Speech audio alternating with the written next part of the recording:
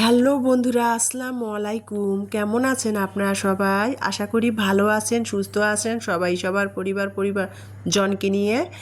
তো সকালে 6:30 থেকে শুরু করলাম। সবাইকে জানাই শুভ সকাল। তো এই যে এখন বাজে সকাল 6:30। আজকে 6:30 থেকে শুরু করেছি। আর দেখেন আকাশের ওয়েদারটা, মানে 6:30 বাজে এই দেখেন সূর্যি মামা ইমানির বেডরুমে জানালার পর্দা সরাই দিয়ে জানলাটা ভাবলাম খুলে দেই, একটু বাতাস আসুক। তো এই যে দেখেন সূর্যি মামা আর কি কেবল মেঘের আর কি আধো আলো মেঘের ফাঁক দিয়ে উকি দিচ্ছিল। এখনও সূর্য ওঠে নাই। আর ইমানির বেডরুমের জানালাটা হলো পূর্ব দিকে। সূর্য উঠে আর কি সূর্য ওঠার দৃশ্যটা ইমানির বেডরুমের জানলা দিয়ে খুবই সুন্দর দেখা যায়। তো আজকে আর কি দেখা গেল না, মেঘের আড়ালে সূর্যি মামা উকি দিচ্ছে। তো যাই হোক, কেবল এই যে সূর্যি মামা উঠবে মেঘের আড়ালে আর কি লুকিয়ে আছে। তো তারপরে কিন্তু আমি জানালার পর্দা সরিয়ে দিলাম। ইমানি ঘুম থেকে উঠে গেছে, ইলমা ঘুমাচ্ছে। 6:30 বাজে। আজকে 6:30 থেকে আমার ডেলি লাইফের ভালো লাগাগুলো আপনাদের মাঝে শেয়ার করব বন্ধুরা। তো এই যে সকালবেলা আপনার A to Z কিন্তু ভিডিও শেয়ার করি নাই, শরীরটা ভালো লাগতেছে না। আজ 2 দিন ধরে তো ঠান্ডা লেগেছে, জ্বর। তো যাই হোক মেডিসিন নিচ্ছি, কিন্তু মেডিসিনে যাচ্ছে না, কিছুতেই কমতেছে না।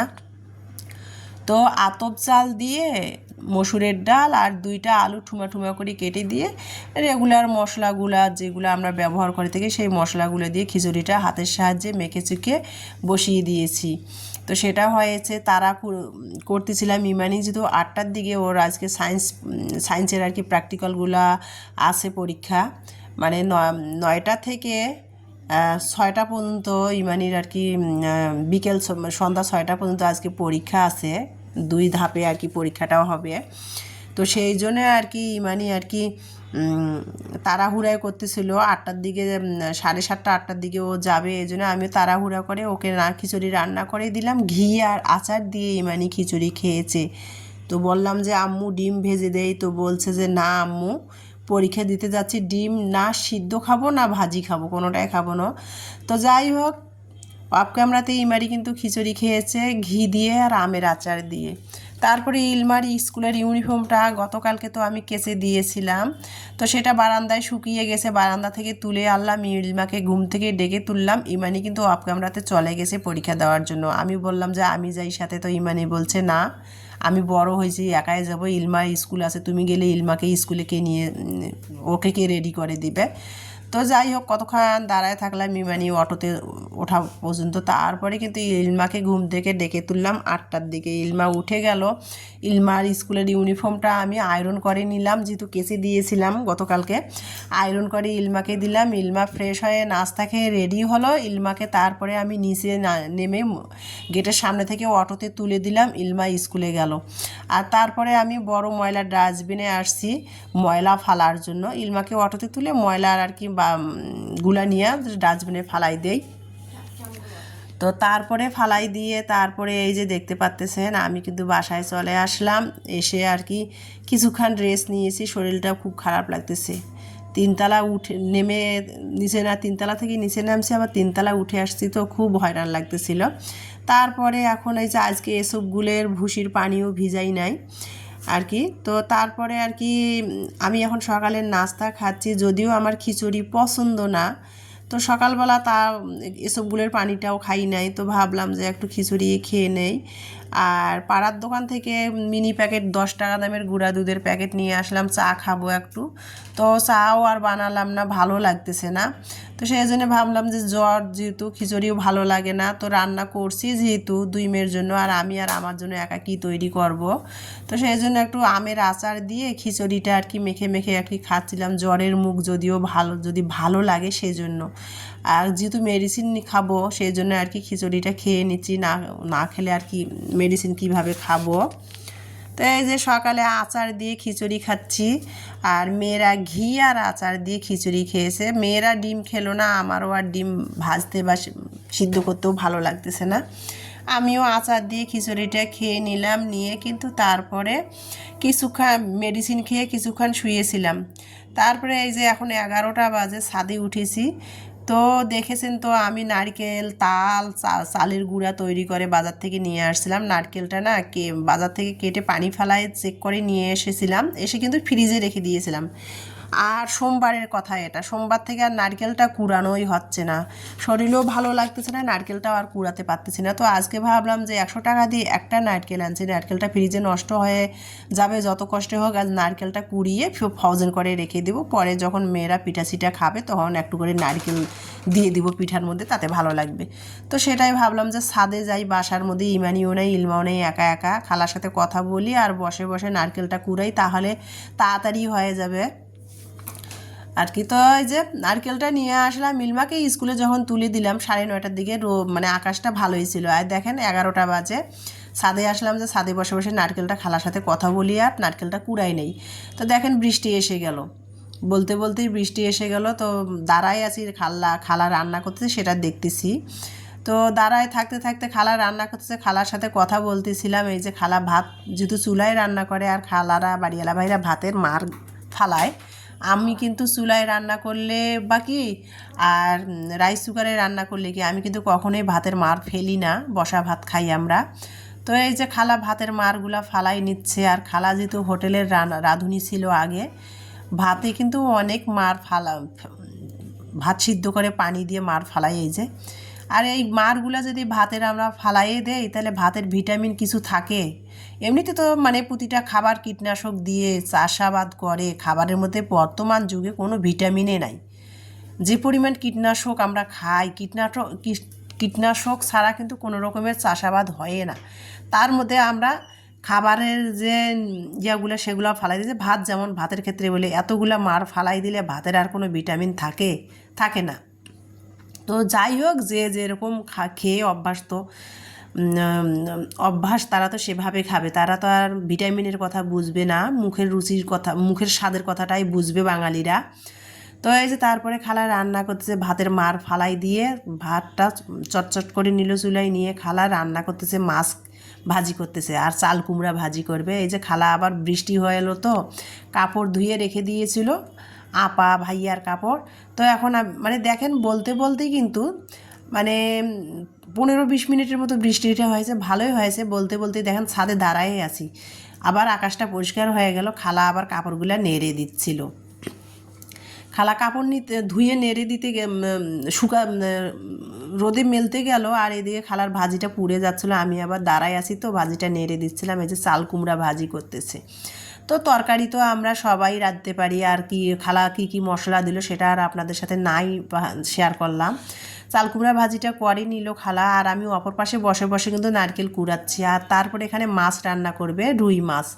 তো রুই মাছ রান্না করার জন্য মাছটা কিন্তু আগে ভেজে নিয়েছে খালা, তারপরে কিন্তু চাল কুমড়াটা ওই মাছ ভাজার তেলে ভাজি করে নিল। এখন আলাদা একটা কড়াইতে মাছ রান্না করবে। তো পেঁয়াজ বেটে নিয়েছে, বাটা পেঁয়াজ রসুন আদা বেটে নিয়েছে।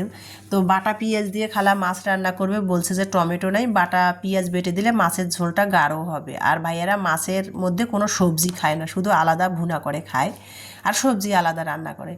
আমরা যেমন সবজি দিয়ে মাছ খাই না, ভাইয়েরা সেটা খায় না। তো যাই হোক, খালা মাছটা ভেজে নিয়েছে, এখন আদা রসুন পেঁয়াজ তেল দিয়ে আর কি ভেজে নিচ্ছিল। আর পেঁয়াজ বাটাটা দেখে মনে হচ্ছে যে এর মধ্যে মশলা মিশাইছে, কিন্তু না। এখন খালা একে একে পেঁয়াজটা ভালো করে কিন্তু কষিয়ে নিল, মানে 2-3 বার পানি দিয়ে পেঁয়াজটা কষিয়ে নিয়ে তারপরে কিন্তু এখন এই যে যখন পেঁয়াজটা কালার এসে গেছে তখন কিন্তু হলুদের গুঁড়া মরিচের গুঁড়া আর কি দিয়ে এখন মশলা কষিয়ে আবারও খালা পানি দিবে। এই যে একমগ করে পানি দিচ্ছে আর কষাচ্ছে, যেহেতু হোটেলের রাঁধুনি আর কি। এই যে 2-3 বার এখানে পানি দিল আর মশলাটা কষিয়ে নিল। যখন মশলাটা ভাজা ভাজা হয়ে গেল তখন আবার ঝোলের জন্য পানি দিল। এই যে মাছের ঝোলটা যখন পানিটা বলক আসবে টকবক করে, তখন কিন্তু ভেজে রাখা মাছগুলো দিয়ে দিবে। তো এই যে তারপরে এখানে কিন্তু এই যে খালা তরকারি ভাত, যেহেতু এখন আমার অফ ক্যামেরাতে কিন্তু নারকেল কুড়ানো হয়ে গেল, তারপরে খালা কিন্তু ভাত এই যে গামলার মধ্যে আর কি বেড়ে নিচ্ছে, তিনতলায় নামাই নিয়ে আসবে। তারপরে চাল কুমড়ার ভাজিটা তুলে নিল কড়াই থেকে। এগুলো সব পাঁচতলায় চুলায় যেহেতু রান্না হয়, সেগুলো চুলা থেকে আর কি মাটির চুলা থেকে রান্না করে বাটি বাটি করে ঢেলে তিনতলায় নিয়ে আসে। তারপরে এই যে চাল কুমড়ার ভাজি বাটিতে তুলে নিল, ভাত বেড়ে নিল বাটিতে। এখন এই যে মাছটা ভেজে রেখেছে, ঝোলটা কিন্তু বলক এসে গেছে মাছের। তারপরে কিন্তু ভেজে রাখা মাছগুলো দিল, দিয়ে ঢাকনা দিয়ে এই যে এখন চুলার মধ্যে আর কোনো খড়ি দেয় নাই, মানে হালকা জাল দিয়ে মাছের তরকারিটা রান্না করে নেবে। আর এই যে রান্নাগুলো হয়েছে খালা, সেটাই আপনাদের দেখালাম। আমার যেহেতু আজকে রান্না নেই, ছাদে বসে বসে নারকেল কুড়াচ্ছিলাম, তো খালা রান্না করলো, সেটাই আর কি ক্যামেরা বন্দি করে নিয়ে একটু আপনাদের সাথে শেয়ার করলাম। আর চুলার রান্না কিন্তু এমনিতেও খুব মজা হয়। তারপরে এই যে বাসায় চলে আসলাম, 12:30 বেজে গেছে। এখন আমি একটু লেবু পানি খাবো। 2 গ্লাস বানাচ্ছি, ইলমার জন্য বানায় রাখি। ইলমা স্কুল থেকে এসে খাবেনি, ইমানি তো 6টার দিকে আসবে, সন্ধ্যা 6টায়। তো ইলমা তো 4টার দিকে আসবে, 4:30টায়। ইলমার জন্য একটু রেখে দেই। পানি আর রোদ, বৃষ্টি হলো, তারপরে রোদটাও উঠেছে প্রচুর, মানে ভ্যাপসা গরম লাগতেছিল। ইলমার জন্য শরবত বানিয়ে ফ্রিজে রেখে দিলাম, আমি খেয়ে নিলাম। আর এই যে এদিকে খিচুড়ি রয়েছে, সকালে যে আলু মসুরের ডাল আর আলু চাল দিয়ে খিচুড়ি রান্না করেছি সকালবেলা, সবাই খেয়েছি নাস্তা। তারপরে একটু রয়ে গেছে, তো ভাবলাম যে দুপুরে আর রান্না করব না, শুধু লেবু পানি খাবো আর খেয়ে একটু শুয়ে থাকবো। প্রচণ্ড চোখ ব্যথা করতেছে, মাথা ব্যথা করতেছে। তো যাই হোক, খিচুড়িটা আছে, ইলমা খিচুড়ি পছন্দ করে, ইলমা খাবে, ইমানি এসে খাবে। আর ডিম ভেজে দিব, সেটা দিয়ে খাবেনি দুপুরবেলা। আর আমি আর কি তারপরে সন্ধ্যাবেলা না ভাত বসিয়ে দিব রাতের। তো যাই হোক, এই যে আমি শরবতটা খেয়ে নিলাম, ইলমার জন্য ফ্রিজে রেখে দিচ্ছি, ইলমা স্কুল থেকে এসে খাবে। তো ফ্রিজে থাকলে ঠান্ডাও থাকবে, ইলমা আবার এমনিতেই ঠান্ডা পানি ফ্রিজে খায়, যত শীত গ্রীষ্ম বর্ষা যাক, ইলমা ঠান্ডা পানি ছাড়া কিছু বোঝে না। ওর জন্য ফ্রিজে না পানি ঠান্ডা রাখতে, পানির বোতল রাখতেই পারি না। তো যাই হোক, তারপরে কিন্তু শরবতটা খেয়ে নিলাম। এখন বাজে দুপুর 1:30। তো এই যে সকালবেলা ইলমাকে স্কুলে নিয়ে গেলাম অটোতে তুলে দিতে, তখন কিন্তু দেখেছেন পাড়ার রাস্তা, আমার বাসার সাথেই রাস্তাটা, বাড়িওয়ালা ভাইদের গেটের সামনে কোনো ভেপু ছিল না, কোনো গাড়ি ছিল না। এখন ওই যে গাড়ি বাসার সামনে আর কি এসে আর কি এই যে ড্রেনগুলো আর কি পানি যাওয়া যে এলাকাবাসীরা যে পানি ব্যবহার করে, ড্রেনগুলো, পানির ড্রেনগুলো না, দিনাজপুরে যদিও বৃষ্টি হলে কখনো পানি রাস্তায় রাস্তায় ডুবে থাকে না, তারপরও সরকার থেকে আর কি পুরা দিনাজপুরে ড্রেনগুলো মেরামত করতেছে। পুরান ড্রেনগুলো মেরামত করে না, বড় বড় ড্রেন বানাচ্ছে পানি যাওয়ার। তো সেটাই আর কি আমার বাসার সামনে, এই যে বাসার সামনের গেটের সামনে আর কি ভেপু দিয়ে পুরা ড্রেনটা ভেঙে ফেললুম আর কি।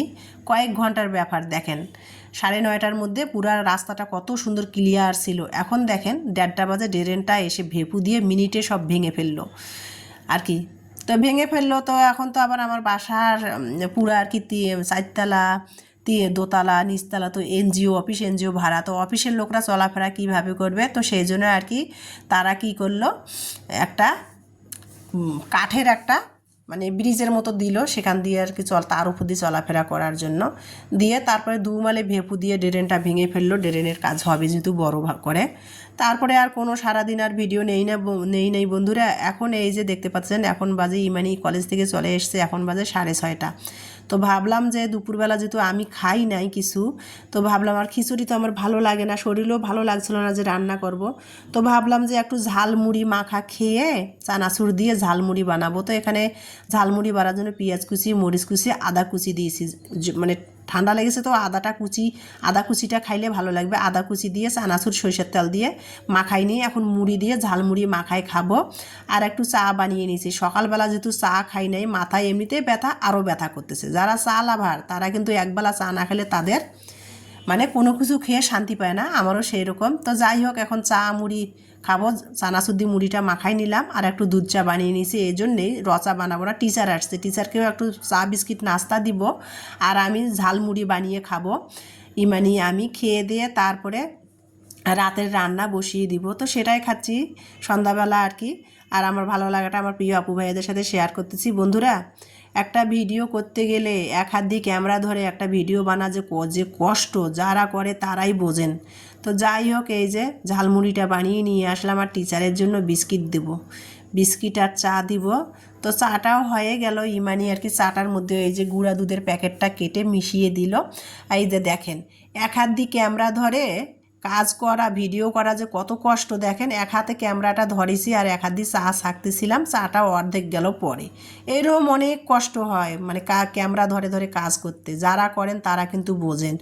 আর যখন এত কষ্ট করার পর ভিডিও দেওয়ার পর যখন কেউ ভিউ না হয়, কেউ সাবস্ক্রাইব করে কেটে নেয়, তখন যে এতটা কষ্ট লাগে মানে আত্মহত্যা করার সমান কষ্ট লাগে।